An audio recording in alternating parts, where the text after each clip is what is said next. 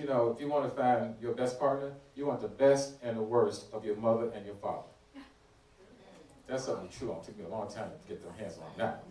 So the best and worst of your mother and father may be saying to you, the things you're running away from is maybe something that you really have to embrace within yourself and realize that if you've been abandoned, that's your issue, not their issue.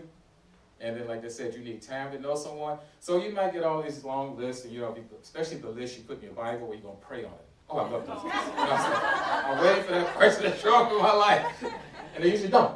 Okay, and sometimes they do. But maybe, you know, knowing all of these great qualities is just part of it. But it's like if someone told you, if you went to someone on the first date, I don't care if it's the 15th date, and you said, do you lie? Every one of us would say, no. So are you trustworthy? Absolutely.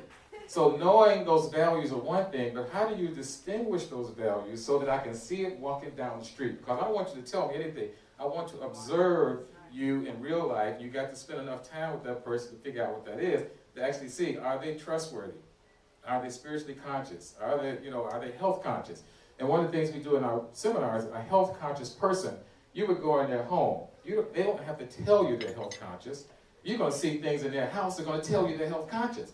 So part of the training is being able to look and be observant, because all of you got that the health. You can tell by looking in their house, they're going to have DVDs, CDs, all kind of books. They're going to have food in their refrigerator that's going to be healthy. You might even catch them going to or from the gym.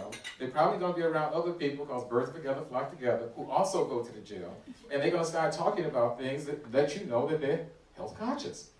Because just because you got that on your list, if you can't really verify and really know time and effort that the person really does that, then you'll probably have those experiences like I've had.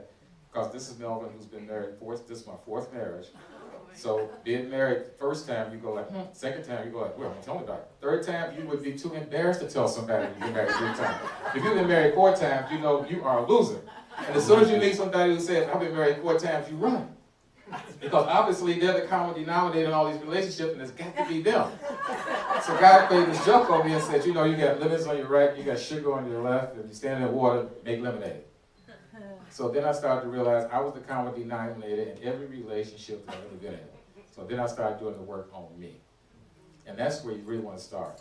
Because see, if you're not really matching, or if you can't be what you're looking for, then why bother? You got to be who you're looking for. And most of us don't know how to do that. So I tell a lot of women, I say, listen, when you go out in the middle of the night, midnight, could be 8 o'clock, midnight, and you look up in the sky, which star do you recognize? That's a trick question. The brightest one.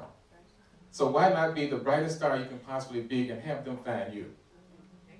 Now, if you're going to be, I want to find all this, you better be the bright star that when you walk out somewhere, you all you possibly can be, because they will find you. Because men, from the men's perspective on the panel, over the number of years we've been talking about this, when we see something we like, it's like a homing signal.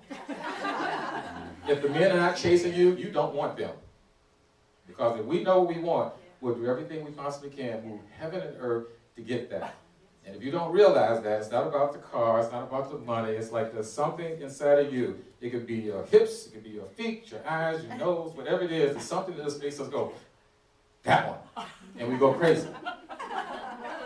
And you don't have to look, we'll find you. But if you don't know that, and if you don't have the skills, and you don't know how to say no, or what to talk about on the first date, then you're just like your mother.